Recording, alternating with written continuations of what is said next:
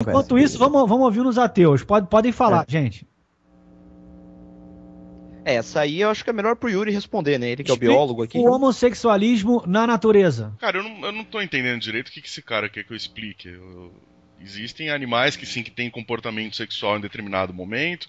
Existem animais que desenvolvem o comportamento sexual tipo ad eternum, especialmente em grupos grandes, com muitos machos, alguma coisa assim. Existem comportamentos, se você for no caso do bonobo, por exemplo, chimpanzé anão, que é, sei lá, como é que a gente pode dizer, pansexual, não, bissexual, na verdade. E pra eles tanto faz estar fazendo sexo com outro macho ou com outra fêmea. Explicar a existência disso? É isso que o cara quer? Explicar o homossexualismo na natureza. Pô, sei lá, provavelmente muito parecido com o homossexualismo no homem, onde existe uma parte genética, uma parte de formação neurológica embrionária e, claro, algum componente do ambiente em algum momento do desenvolvimento do animal que leva ele a sentir a atração sexual por um lado, pelo outro, pelos dois. E isso pode variar em intensidade de vários pontos. Desde o homossexual absoluto até o heterossexual absoluto, existem todas as variantes ali no meio do caminho. Pois não. Eu gostaria de falar, né, que já é réplica, né? Olha, a questão que se coloca do homossexualismo é o seguinte, vamos repetir a mesma questão. O sexo na espécie humana, ela tem uma finalidade. Ou seja, a finalidade é a reprodução. Né? Errado. Não, errado? Ah, é? Errado. Tá bom. Sem interrupção, vocês vão... Você pegar uma vaca, vai reproduzir Peraí, pessoal. Mas a questão que se coloca é o seguinte. Peraí, Conde, só um instantinho. Pessoal, sem interrupção, vai voltar para vocês a pergunta. Fiquem tranquilos, pode falar. Sim, a questão é o seguinte. A sexualidade, ela tem uma finalidade principalmente reprodutiva. Ou seja, nós fazemos sexo para reproduzir novas espécies, permanecer essas espécies e assim consecutivamente. O homossexual, de fato, é um desvio dessa conduta. Dessa conduta que, por exemplo, vou fazer uma seguinte questão. Um pênis e uma vagina não existem por acaso. Eles têm uma função dentro do corpo humano. E o que é que prega o cristianismo com relação a isso? O cristianismo prega aquilo que é conforme a natureza. Ou seja, que o ser humano tem uma faculdade reprodutiva e o desvio dessa faculdade reprodutiva constitui uma transgressão ao próprio corpo, né? E ao próprio indivíduo. Da mesma forma, por exemplo, a questão dos objetos sexuais. Se a gente afirmar que não é natural, que não é inerente à natureza do homem, inerente à essência do homem, né? Inerente ao ato humano, né? A capacidade de reprodução e a sexualidade, então poderemos legitimar qualquer tipo de prática sexual por conta disso. Ou seja, por que a gente se escandaliza, por exemplo, com a pedofilia? Primeiro, ela envolve uma violência, por um lado, mas, por outro lado, também ela envolve um desvio. Ou seja, por que na nossa cabeça é uma coisa tão absurda você, por exemplo, penetrar, no caso, até mesmo na vagina de uma criança, um homem, em vez de penetrar na vagina de uma criança? Porque aquilo não é propício fisicamente. Você vai destruir o útero da criança, você vai violentar a criança, etc, etc, etc. Então, quer dizer, o homossexualismo, basicamente, é um desvio de comportamento. Um desvio de comportamento que é natural no ser humano. O fato de existir homossexualismo, como também de existir pedofilia, como existe zoofilia, como existem vários tipos de desvios sexuais, veja, eu não estou nivelando o homossexualismo ao mesmo nível, eu quero que vocês entendam, não estou nivelando ao mesmo nível de outras parafilias, tá? É claro que tem diferenças de gravidade da questão. Mas o fato em si é que o homem foi feito para a mulher e a mulher foi para o homem. O resto é invenção do homem, é artifício. Pois não? Posso falar? Yuri Greco, pode falar. Bom, já que eu vou fazer a mesma coisa que o Guilherme fez, né? Já que eu tô sendo acusado direto de não saber filosofia e teologia, eu vou devolver a provocação, você precisa estudar mais biologia. Definitivamente o sexo, a função principal do sexo na espécie humana não é reprodução, assim como em algumas outras espécies. Isso se chama exaptação. É como quando uma característica ou comportamento, no decorrer da linha evolutiva, assume uma outra função parcial ou total. No nosso caso, o sexo basicamente serve para coesão social. Na natureza, a gente observa que os encontros sexuais dos animais, cuja principal função do sexo é reprodução, são encontros mínimos, rápidos, com altíssima eficiência, justamente porque despendia muita energia, os dois animais ficam muito vulneráveis à morte e tudo mais. No ser humano, a taxa de reprodução de um casal em maratona sexual, vamos dizer assim, é de 30% de chance. Isso, assim, derruba por terra qualquer tentativa de falar que sexo tem como função primária a reprodução. Então, no nosso caso, serve muito mais como coesão social. Isso, se é desvio ou não, eu acho que absolutamente irrelevante.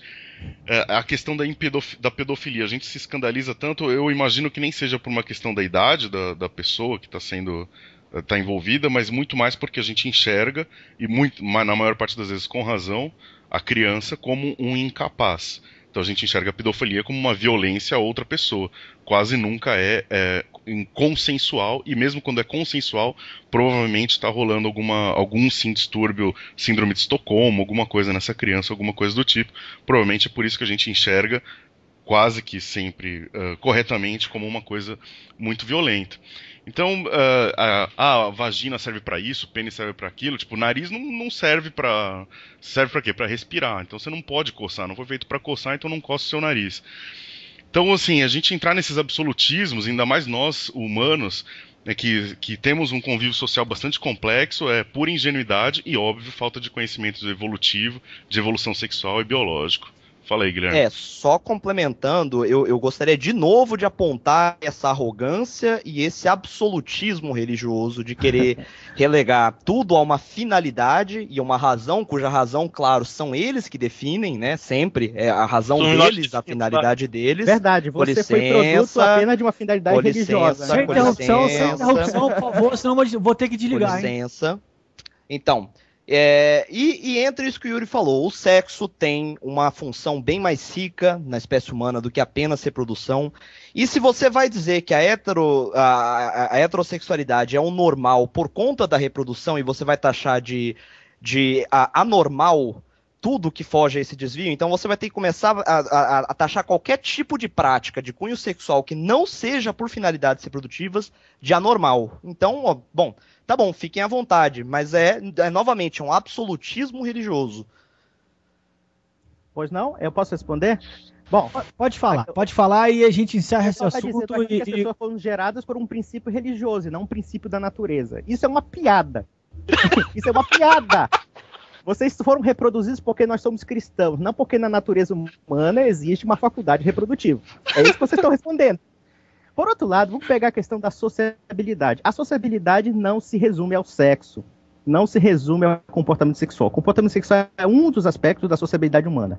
Aliás, é tão nítida essa questão da reprodução na conduta humana que nós precisamos se sociabilizar para reproduzir. Claro. Apesar de que a finalidade da sociabilidade não é a reprodução. Isso aí é simplismo de pseudo-darwinista, né, que pega a sua ciênciazinha esotérica e quer simplificar o ser humano como se fosse a coisa bastante fácil. E isso porque nós é que somos absolutistas em reconhecer a própria realidade. O Sr. Tomichio não foi vítima de um produto religioso. A mãe dele e o pai dele se pegaram lá por uma questão que a espécie humana faz desde que ela existe.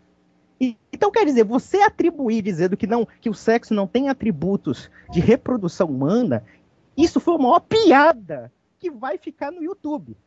E eu vou dizer mais, só acrescentar. Eu não estou dizendo aqui, tá, que o sexo em si só serve para a procriação. O homem come.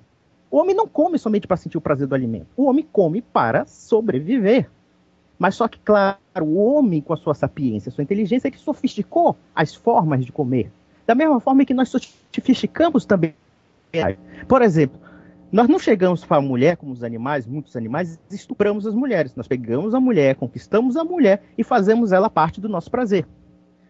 Aliás, o cristianismo, de fato, foi uma religião que criou as normas de sofisticação que muitas mulheres hoje sentem falta. Flores, né? A minha senhora, né? Aquela coisa da poesia. Essa questão da glamorização da mulher, isso é uma coisa da cultura medieval e da cultura cavalheiresca. Mas a questão que se coloca é o seguinte, eu fico assim perplexo com a opinião de vocês. Perplexo porque vocês são de uma confusão mental, assim, assustadora. E quando vocês ficam atribuindo coisas... quando vocês falam de sexualidade, vocês falam em termos subjetivistas. Não, nós não somos sexuados por acaso. Se a sexualidade fosse apenas um aspecto da sociabilidade, a gente poderia ser assexuado, por que não? O que impede disso?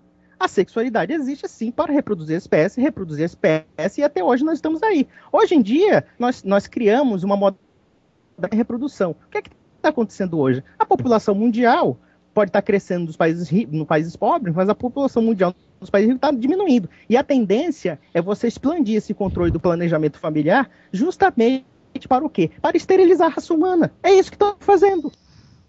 Essa é a maravilha lógica que eu escuto de vocês. Pelo amor de Deus, é uma coisa assim... Ok, Conde. Vamos ouvir os ateus agora. Esse assunto ele é bem intenso. Acho que vale a pena a gente prolongar um pouquinho.